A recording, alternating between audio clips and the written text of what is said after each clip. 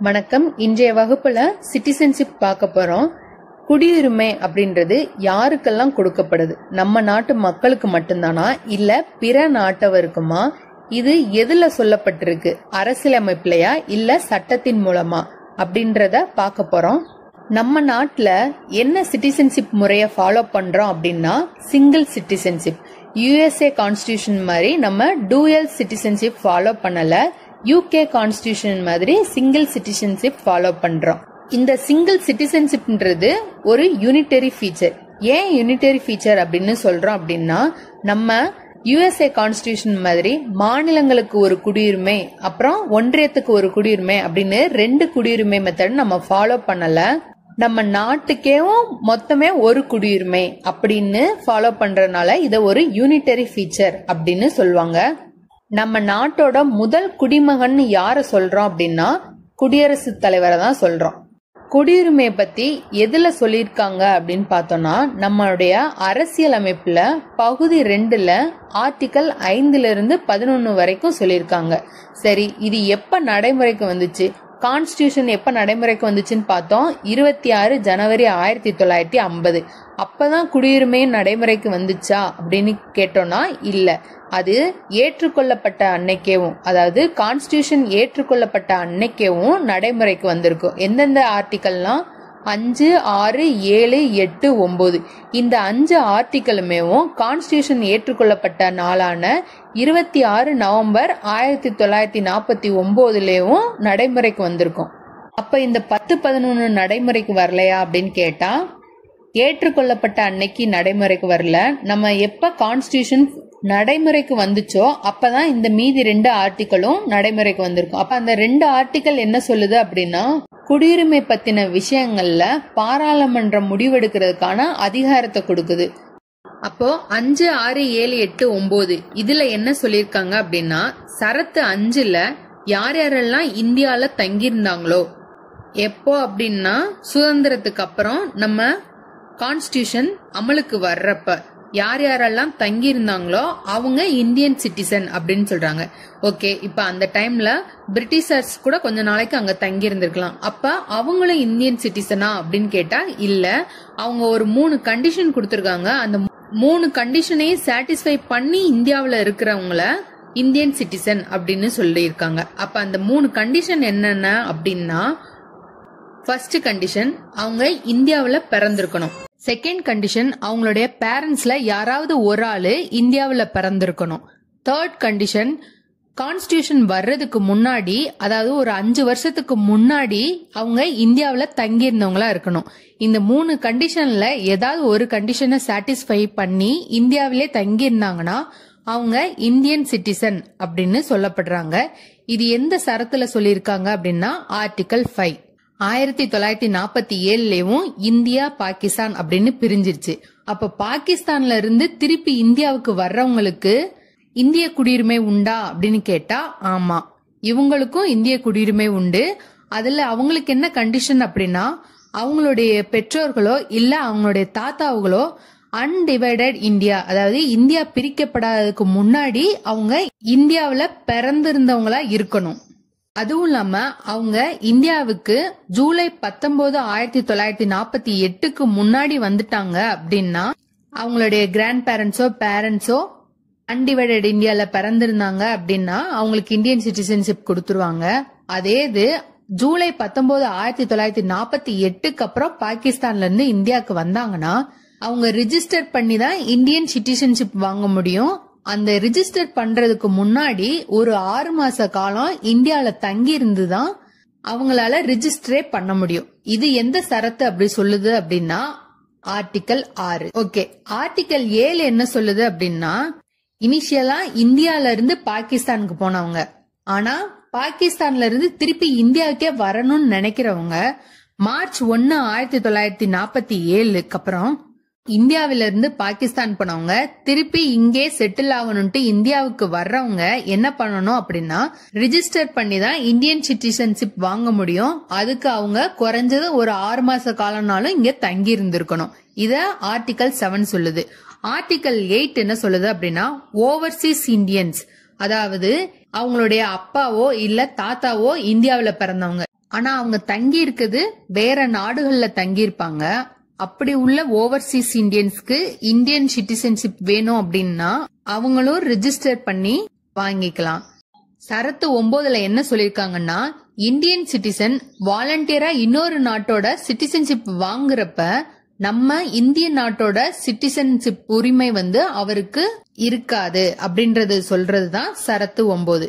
சரி, இந்த ஆர்டிகல் 10, 11 என்ன சொல்லிருக்கோம்? பார்லிமெண்ட்டுக்கு அதிகாரம் கொடுத்திருக்கு. ஆர்டிகல் 10ல என்ன அப்படின்னா, ஒரு குடிமகனின் குடியுரிமையை கண்டினியூ பண்ணவோ இல்ல டிஸ்கண்டினியூ பண்றதோ அதுக்கான அதிகாரம் பார்லிமெண்ட்ட கொடுத்துட்டாங்க. சரி, அப்ப ஆர்டிகல் 11ல என்ன பார்லிமெண்டோட பவர் இருக்கு அப்படின்னா, எதன் மூலமா குடியுரிமை பெறலாம், எதன் மூலமா குடியுரிமையை இழக்கலாம் அப்படின்றதுல சட்டம் இயற்றுவதற்கான அதிகாரத்தை பாராளுமன்றத்துக்கு கொடுக்குது இந்த அரசியலமைப்பு. எத்தனாவது சரத்துல? 11வது சரத்துல. அதன்படி நம்ம பார்லிமெண்ட்டும் ஒரு சட்டம் ஏற்றிருக்காங்க, இந்திய குடியுரிமை சட்டம் 1955. சரியா? இப்ப இந்த சரத்தின் வழியா நமக்கு என்ன தெரிய வருது? நம்ம நாட்டுல குடியுரிமை 2 முறையா பெறப்படுது. ஒன்னு இயற்கை குடியுரிமை, இன்னொன்னு இயல்பு குடியுரிமை. இயற்கை குடியுரிமை அப்படின்றது நம்ம பிறப்பின் அடிப்படையில் நமக்கு கிடைக்கிறது. இன்னொன்னு இயல்பு குடியுரிமைன்றது பதிவு செய்வதன் மூலமா கிடைக்கிறது. ஓகேங்களா? இப்ப இந்த இந்திய குடியுரிமை சட்டத்துல குடியுரிமை பெறுவதற்கான வழிகளும் குடியுரிமையை இழக்குவதற்கான வழிகளும் இருக்கு. அதுல குடியுரிமை பெறுவதற்கு மொத்தம் 5 வழிகளும், குடியுரிமை இழக்குவதற்கு மொத்தம் 3 வழிகளும் கொடுத்திருக்காங்க. அது என்னென்ன அப்படின்னு பாப்போம். குடியுரிமை எப்படி பெறலாம் அப்படின்னா, ஃபர்ஸ்ட் பிறப்பால். இந்தியாவுல ஜனவரி 26, 1950க்கு அப்புறம் யார் யாரெல்லாம் பிறந்தாங்களோ அவங்க எல்லாருமே இந்தியன் சிட்டிசன். சரி, இப்ப வெளிநாட்டவர் இங்க வர்றாங்க, வந்ததுக்கு அப்புறம் அவங்களுக்கு குழந்தை பிறக்குது. அப்ப அந்த குழந்தைக்கு இந்தியன் சிட்டிசன்ஷிப் கொடுக்கலாமான்னு கேட்டா கொடுக்கலாம். இது எப்ப வரைக்கும் நடைமுறையில இருந்திருக்கும்னா 1987 வரைக்கும் பிறந்த எந்த குழந்தையா இருந்தாலும் சரி அவங்க அப்பா அம்மாவோட நேஷனாலிட்டிய கணக்குல வச்சுக்காம பிறந்த கணக்கின் அடிப்படையில கொடுத்தாங்க. அத 1986ல ஒரு திருத்தம் கொண்டு 1987க்கு அப்புறம் பிறக்கிற எந்த குழந்தையா இருந்தாலும் சரி அவங்க பெற்றோர்கள்ல யாராவது ஒரு ஆளு இந்திய குடிமகனா இருக்கணும். அப்பதான் அவங்களுக்கு இந்தியன் சிட்டிசன்ஷிப் வாங்க முடியும். செகண்ட், வம்சாவளியின் அடிப்படையில் இந்தியன் சிட்டிசன்ஷிப் வாங்குறது. இப்ப அந்த குழந்தை இந்தியால பிறக்கல, வெளிநாட்டுல பிறந்துடுச்சு. ஆனா அவங்க அப்பா அம்மா இந்தியா தான். அப்படின்ற பட்சத்துல இந்தியன் சிட்டிசன்ஷிப் வாங்கலாம். தேர்ட் ஒன், பதிவின் மூலம் ரிஜிஸ்டர் பண்ணணும். ஓவர்சீஸ் இந்தியன் சொன்னோமா, அவங்க என்ன பண்ணி வாங்கணும்? பதிவின் மூலமா தான் அவங்க எல்லாம் வாங்க முடியும். ஃபோர்த் ஒன், இயல்பு குடியுரிமை பெறுவது, அதாவது நேச்சுரலைசேஷன் மூலமா வாங்குறது. சரி, இப்ப ஓவர்சீஸ் இந்தியன்ஸ் எப்படி வாங்கினாங்க? ரிஜிஸ்ட்ரேஷன் மூலமா. அப்ப அந்த ஓவர்சீஸ் இந்தியன்ஸ் இல்லாத மக்கள் எப்படி வாங்குவாங்கன்னா அவங்களும் ரெஜிஸ்ட்ரேஷன் பண்ணி தான் வாங்குவாங்க. அதுக்கு பேர் தான் இயல்பு குடியுரிமை.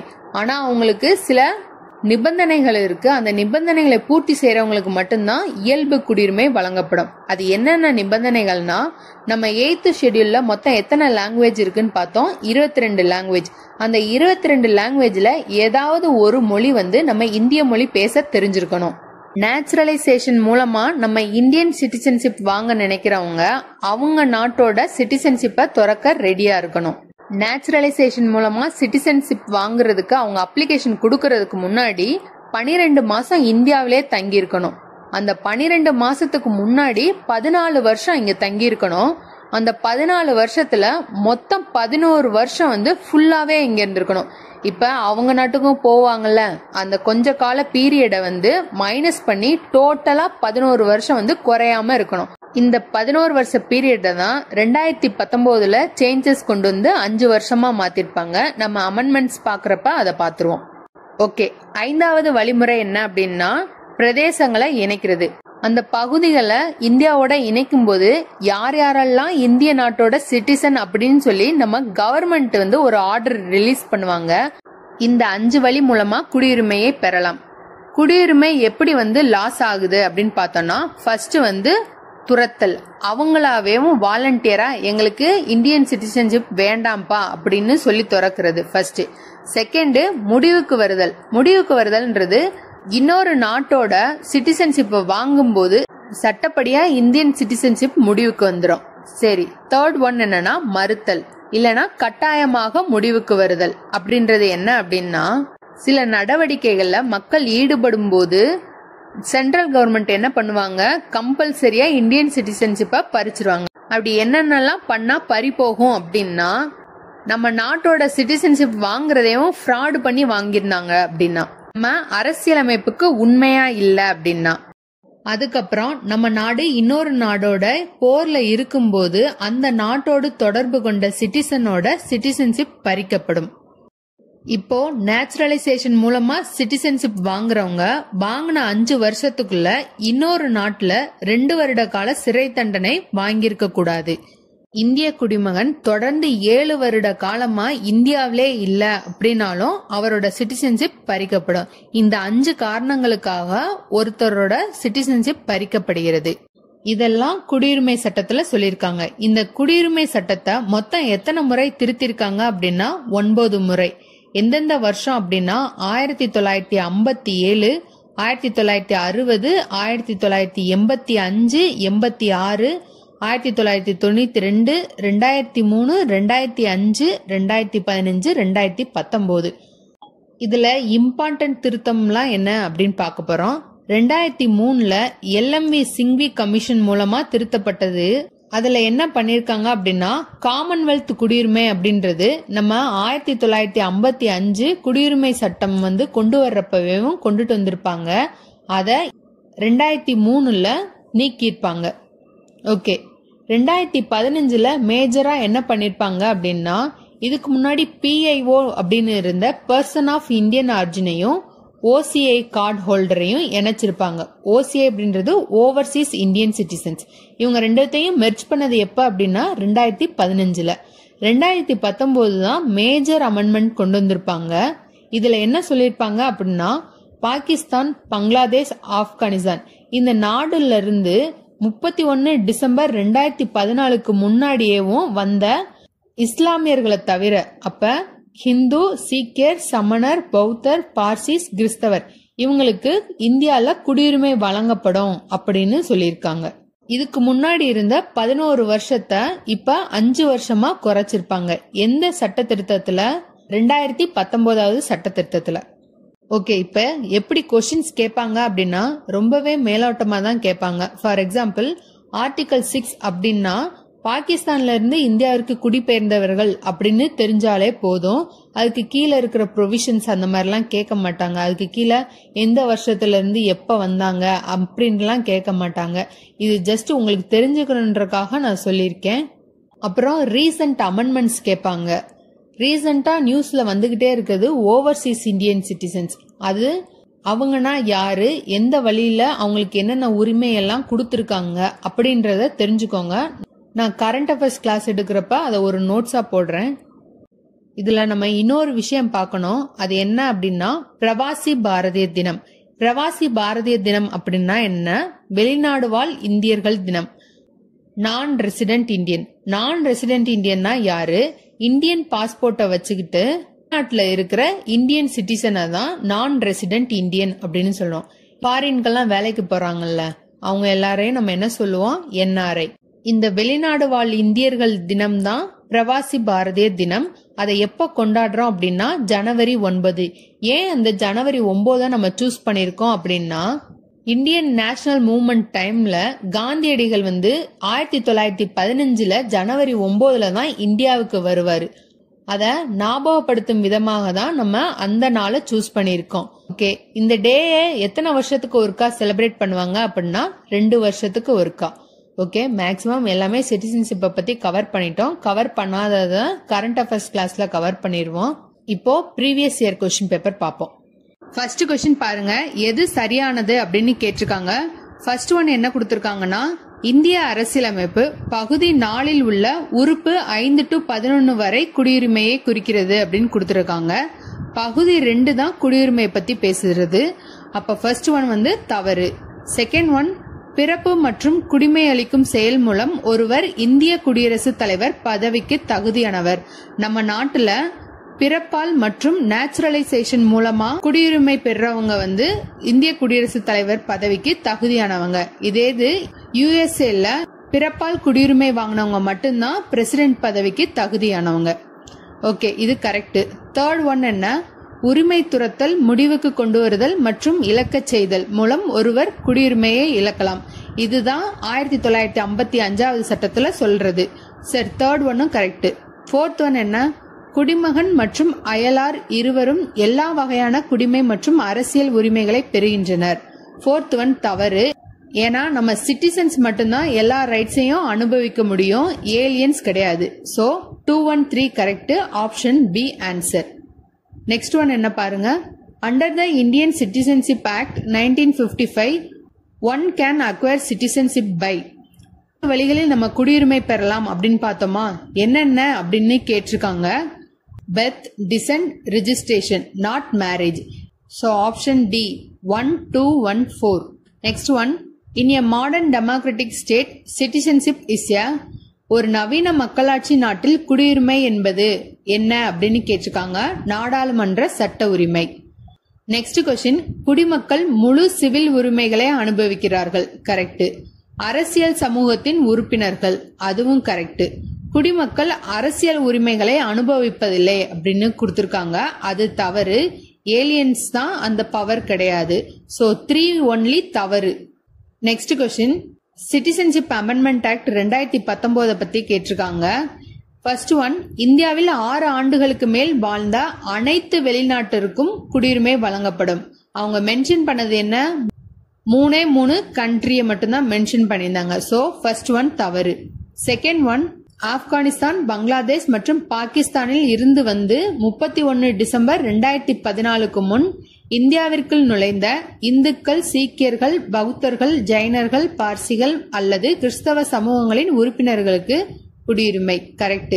முஸ்லிம் அல்லாதவர்களுக்கு குடியுரிமை தந்திருக்காங்க. So second one correct. Third one. குறிப்பிட்ட சமூகங்களை சேர்ந்தவர்களுக்கு 12 ஆண்டுகளுக்கு பதிலாக 6 ஆண்டுகளுக்குள் குடியுரிமை வழங்கப்படும் அப்படின்னு கொடுத்திருக்காங்க.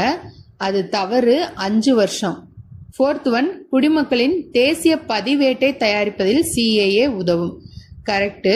நம்ம கரண்ட் அஃபேர்ஸ் கிளாஸ் பாக்குறப்ப நேஷனல் ரிஜிஸ்டர் ஆஃப் சிட்டிசன்னா என்ன, நேஷனல் பாப்புலேஷன் ரிஜிஸ்டர்னா என்ன, அதுக்கு ரெண்டுத்துக்கும் டிஃபரன்ஸ் என்ன அப்படின்றத பாத்துருவோம்.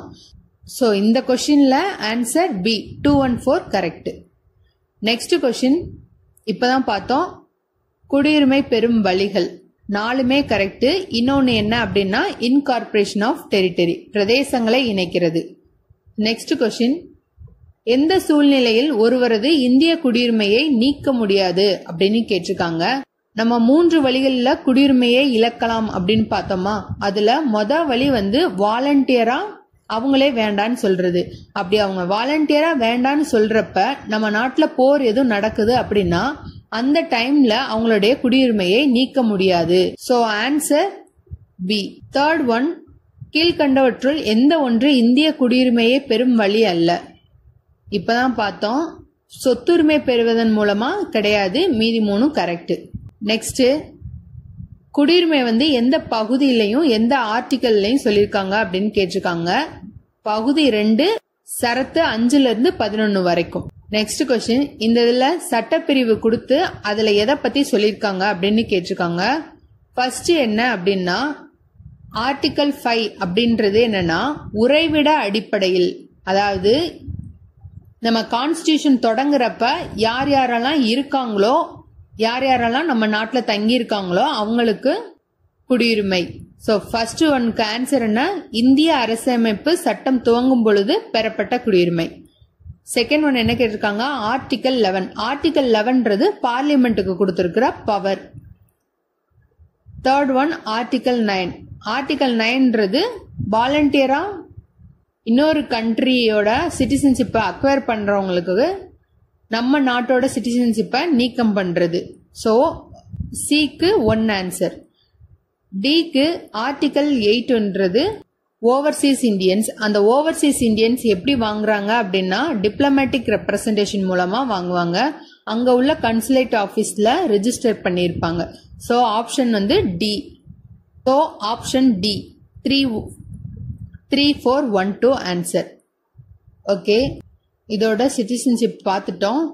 நம்ம மராத்தாஸ்ல பேஷ்வாஸ் கிளாஸை நாளைக்கு பார்த்துருவோம்.